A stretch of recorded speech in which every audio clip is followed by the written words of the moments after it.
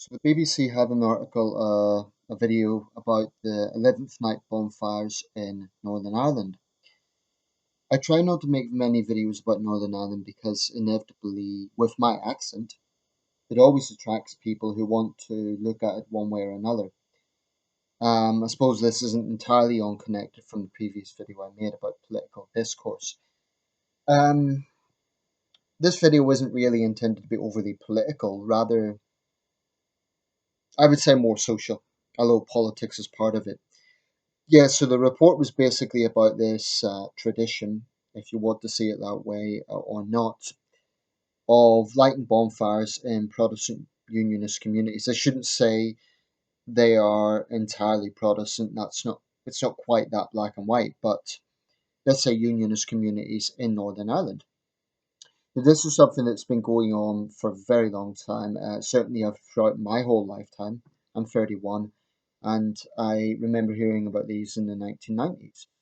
Um, I always remember, even when I saw them directly, and when I see them in reports, my initial thought is not necessarily a political one, it's purely a safety issue. They build up these bonfires, the local community built up these bonfires to sometimes very high levels, 60 foot, for example, and higher. And they're often very close to homes. Last year in the Shankill Road area of Belfast, some homes were actually burned, not from any sort of sectarian riots, but because embers from the bonfire had been carried in the wind and caused fires. So, at the very least, I think they're incredibly reckless. But looking at the comments, was the usual sort of comments on any video about Northern Ireland, either from English people saying they don't understand it, or from Irish people, having a go and saying it was sort of, these Ulster people are idiots. They think that they have an identity crisis and so on. So here's my take on it. Not specifically on this issue, but on some wider issues. I've always been forthright in the way I see myself. I am Northern Irish, I am an Ulsterman, and I do see myself as British. But when I say that, I think, quite honestly, I am perhaps taking a different pitch from, frankly, some of my countrymen and women in Northern Ireland. The truth of the matter is, um, there is a deep-seated sectarianism within the unionist community.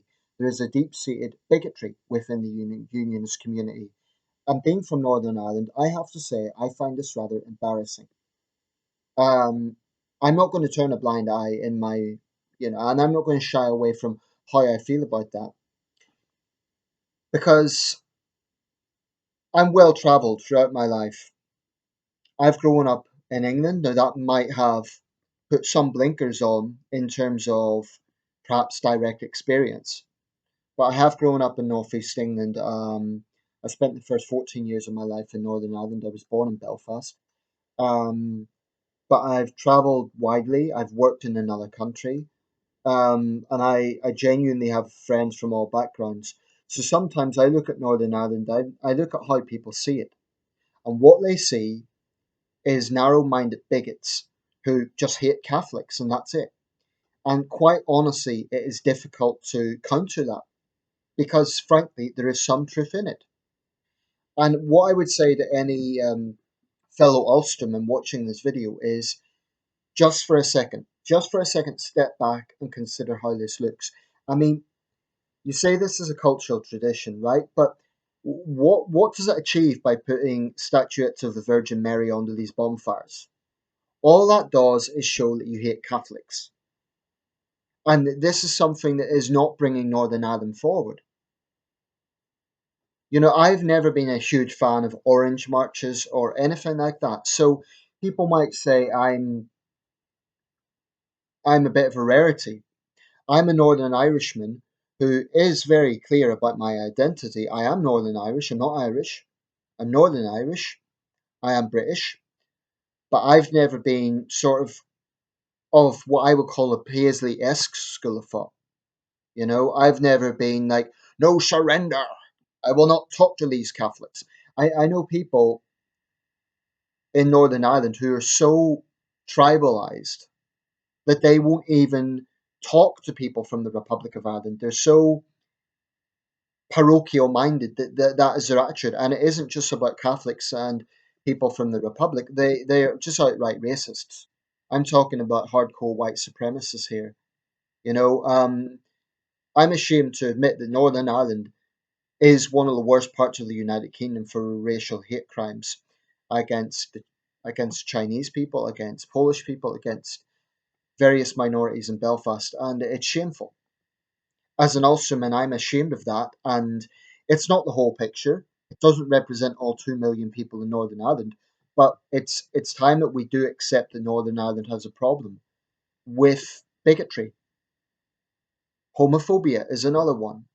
Um, quite frankly, people need to step back a little bit and think: do these attitudes not make us look like the Mississippi of the United Kingdom?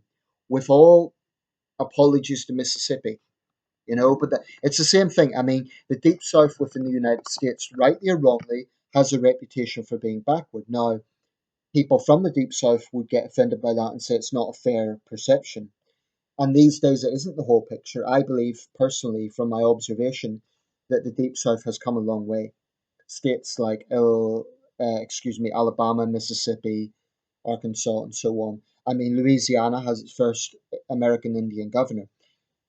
What the point I'm making is, of course, Northern Ireland is not just about uh, 11th Night bonfires and orange marches and anti-Catholic bigotry. There's a lot more to it than that. Northern Ireland has great culture. Northern Ireland has a rich history that go beyond the Troubles. Um, and those are things I am very proud of. But at some points, it's easy to see why people from the Republic and people from England look at Northern Ireland in a certain way. People from the Republic look at it as being backward, as being bigoted. Although I would point out, to be fair, there's no shortage of bigotry in the Republic towards Northerners. I mean, in the film Angela's Ashes, now some people have accused Frank McCourt of embellishing his past, but I think there is some truth in it. His father was from the north, and despite being an IRA man, they treated him with a certain degree of bigotry for being a northerner. Ironically, this is something the two communities have in common. Both you can find examples of bigotry. I mean, within the Irish Republic, until recently, it had a reputation for being one of the most socially conservative countries in the European Union. Um, and there's no need to even go into great detail about all, you know, Catholicism and abortion and homosexuality and all the rest of it. It's well documented.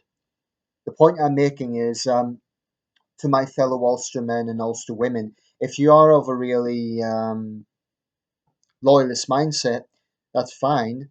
But you can't go around bullying people and saying things like, unless you 100% support these marches or whatever, then you're a traitor. Because in the end of the day, you just end up looking like very close-minded people. You end up looking like hooligans. And I know that is not the whole picture, but that's what it looks like. You look like political hooligans. And it makes Ulster people look thick. And that's unfortunate because the opposite is true. Northern Ireland has produced some great minds. It's produced some great architects, writers, sports people. It's it's unfortunate, therefore, that this sort of thing is what Northern Ireland is so often primarily associated with.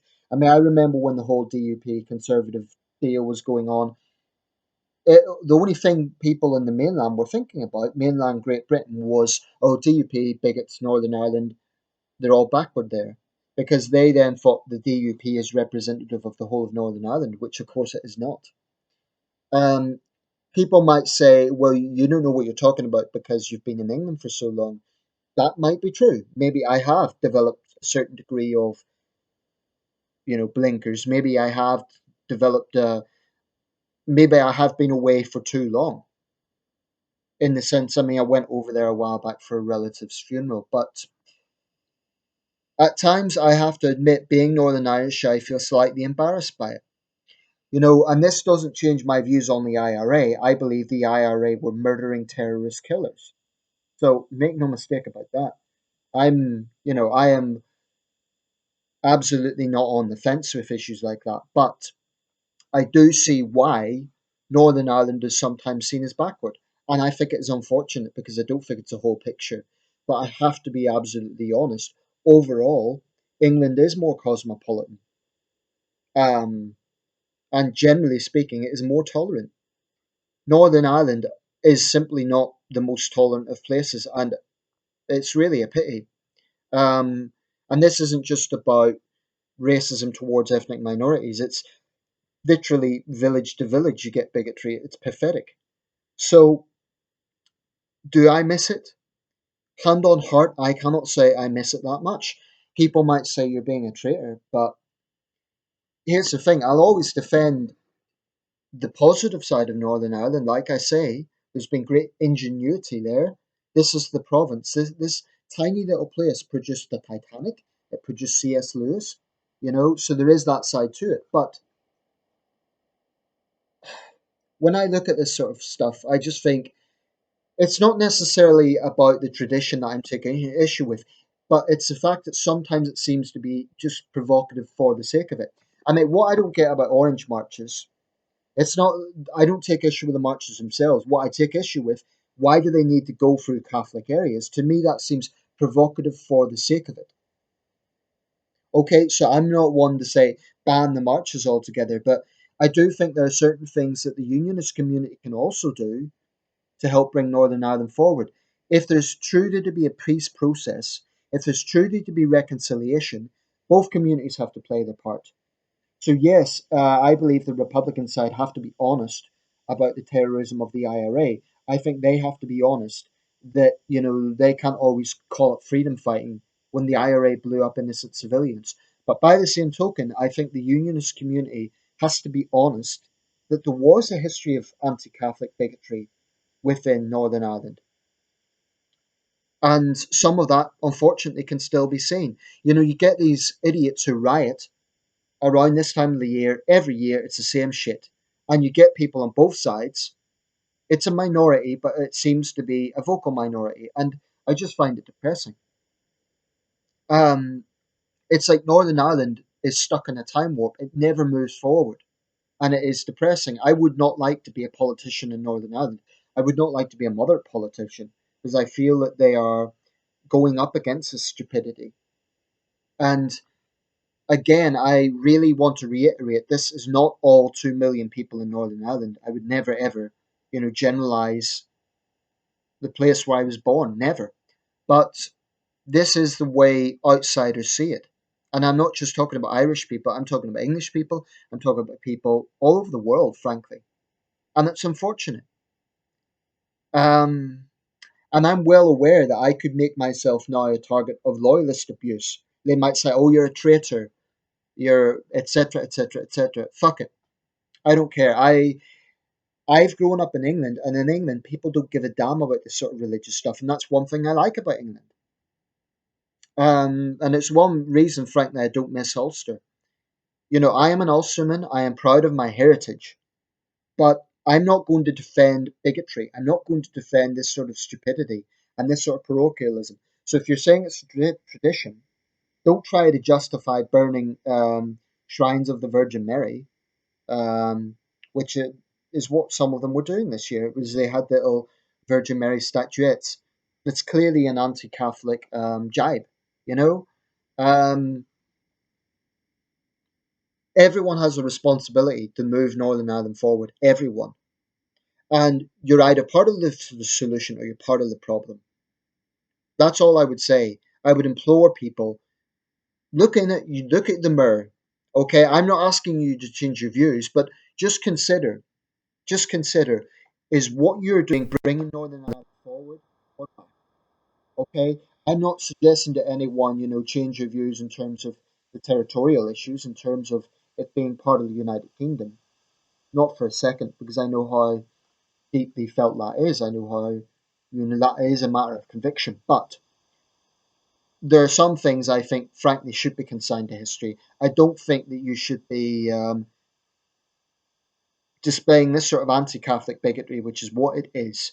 I've had friends from the Republic, and I might not agree with them on everything, but when I see this sort of nonsense, I think that this just isn't progressive for anyone.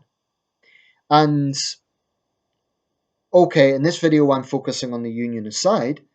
I've been very vocal in previous videos about what I think of IRA apologists in the Republic. Shame on them, because they're trying to minimize the pain and suffering that that organization caused, and that is shameful.